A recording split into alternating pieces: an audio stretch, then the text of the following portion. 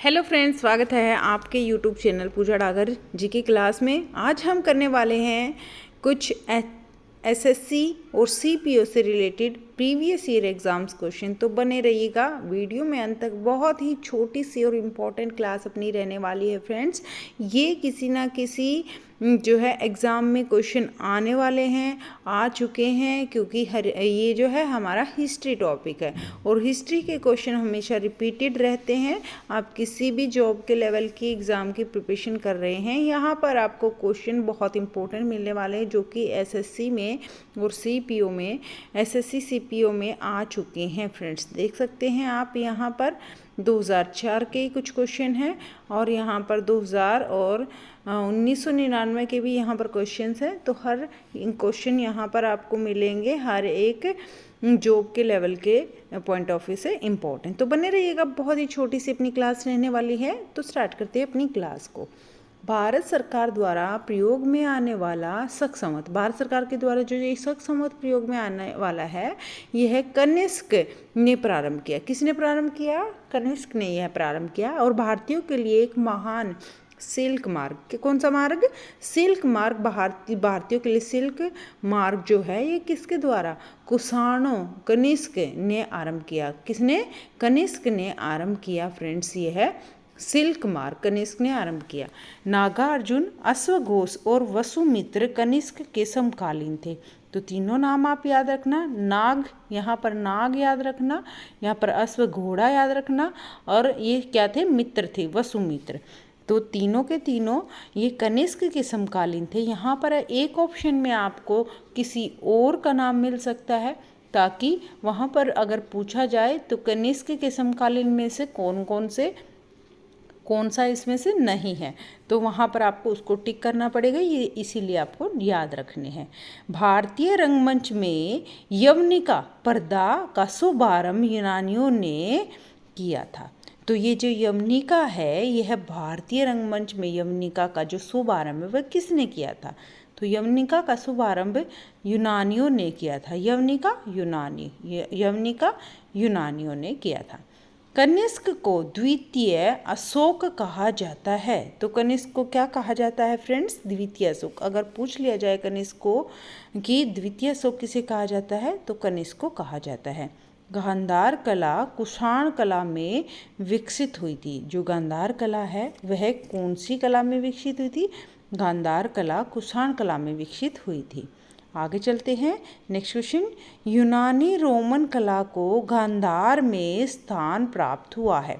तो जो यूनानी रोमन कला है, इसको गांधार में स्थान प्राप्त हुआ है। ये एसएससी 2001 में आ चुका है। कुषाण काल में सबसे अधिक विकास कला के क्षेत्र में हुआ है। जो कुषाण काल रहा है उसमें सबसे अधिक विकास जो है किसका रहा है? कला के क्षेत्र में हुआ है। कनिष्क की जो राजधानी पूछ ली जाए तो कनिष्क की राजधानी थी पुरुषपुर। नेक्स्ट चलते हैं। विशाखादत्त ने मुद्रा राक्षस, तो याद रखना है विशाखादत्त जो है यह विशाखादत्त ने मुद्रा राक्षस लिखी, और कौटिल्य ने अर्थशास्त्र लिखी, और मैक्सनीज ने क्या लिखी? इंडिका नामक पुस्तक लिखी। अगर आपसे ये पूछ लिया जाए कि ध्रुव स्वामिनी के लेखक कौन रहे हैं, तो ये रहे हैं नागार्जुन। ध्रुव स्वामिनी के लेखक कौन रहे हैं? नागार्जुन। तो यहाँ पर आपके 4 क्वेश्चन प्रिपेयर हो गए हैं फ्रेंड्स।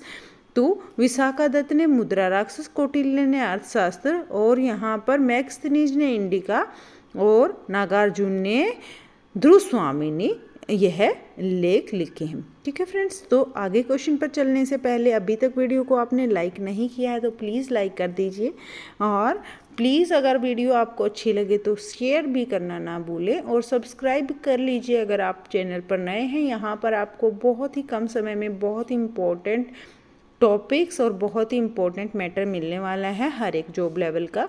तो प्लीज़ सब्सक्राइब कर लीजिए चैनल को। आगे चलते हैं नेक्स्ट क्वेश्चन पर। और इसके अलावा भी आपको हर एक सब्जेक्ट की प्लेलिस्ट मिल जाएगी, आप वहाँ से क्वेश्चंस को बहुत अच्छे से प्रैक्टिस कर सकते हैं, क्योंकि सारे ऑलमोस्ट एमसीक्यू क्वेश्चंस हमारे रहते हैं फ्रेंड्स। और कोई अगर दूसरे जॉब लेवल की हरियाणा से रिलेटेड अगर कोई प्रिपरेशन कर रहा है सीईटी के लिए, तो वो भी देख लीजिएगा। उसकी भी हमने 2 playlist previous year exams questions की और 7 दिन में हमने पूरा कवर किया था जब पीछे एग्ज़ाम हुआ था। तो बहुत इंपॉर्टेंट वहाँ भी आपको क्वेश्चंस मिलेंगे, क्योंकि पिछली बार 99% सारा ही आया हुआ था, पढ़ाया हुआ। नेक्स्ट देखते हैं, कुषाण की मूर्तियों का संग्रह सर्वाधिक मात्रा में कहाँ पर मिलता है? मथुरा संग्रहालय में मिलता है। कुषाण की मूर्तियों का संग्रह सर्वाधिक मात्रा में मथुरा संग्रहालय में है। ठीक है, कुषाण की मूर्तियों का संग्रह सर्वाधिक मात्रा में मथुरा संग्रहालय में है।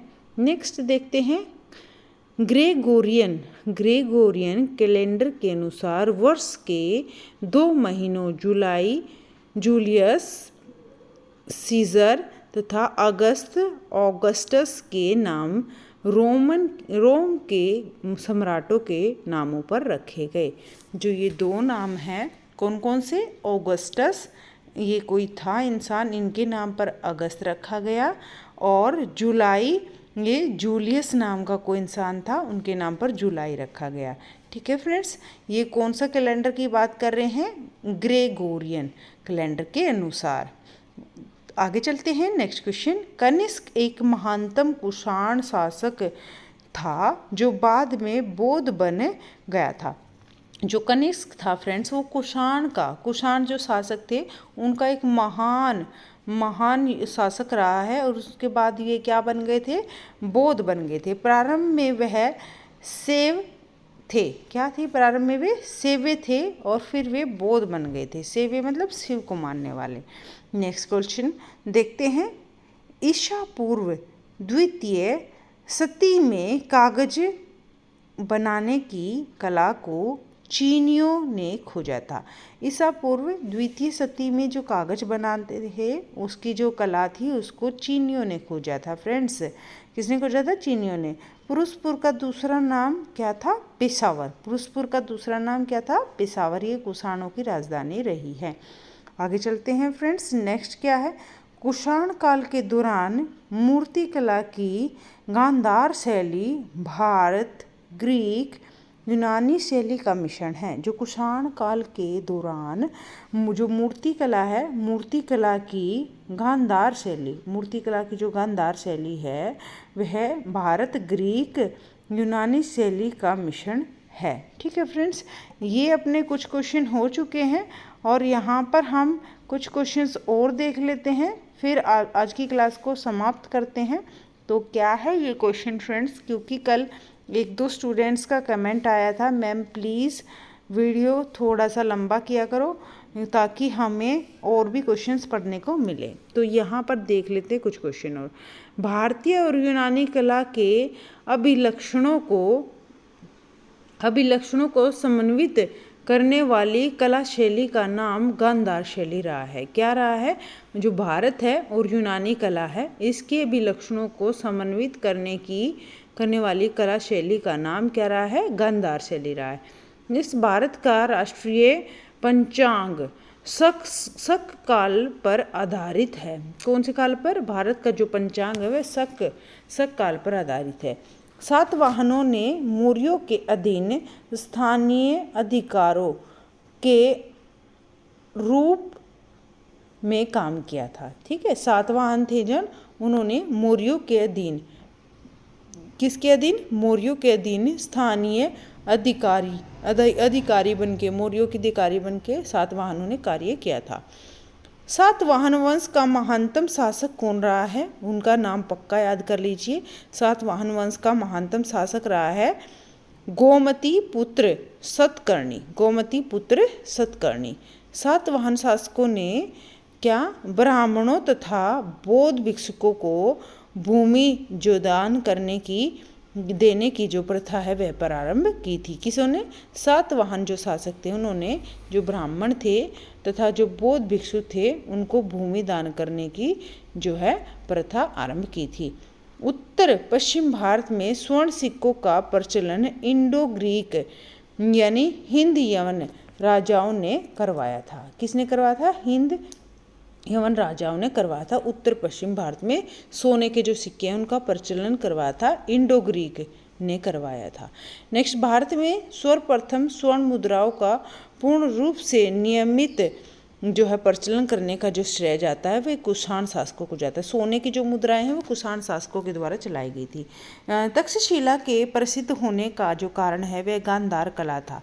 क्या था? तक्षशिला प्रसिद्ध क्यों हुई थी? गांधार कला, इतनी सुंदर गांधार कला थी, उसकी वजह से तक्षशिला प्रसिद्ध हुआ था। भारत में वर्ण व्यवस्था जो है वह व्यावसायिक श्रम विभाजन हेतु बनाएगी। जो ये एक वर्ण व्यवस्था बना दी गई थी जिसमें अलग अलग जो है कास्ट के व्यक्ति आ गए थे, तो ये जो उनका व्यवसाय था उनके अकॉर्डिंग उसमें बांट दिया था। Thank you so much friends. Video में अंत तक बने रहने के लिए प्लीज़ वीडियो को लाइक करके जाना, शेयर करना ना भूलें, ज़्यादा से ज़्यादा शेयर करें, कमेंट करें कि क्लास आपको कैसी लगी, क्वेश्चंस आपके लिए कितने हेल्पफुल रहे। Bye bye, take care, good night. फिर मिलते हैं नेक्स्ट वीडियो में, तब तक के लिए आप हंसते रहें, ख्याल रखें, मुस्कुराते रहें friends. Bye bye, good night.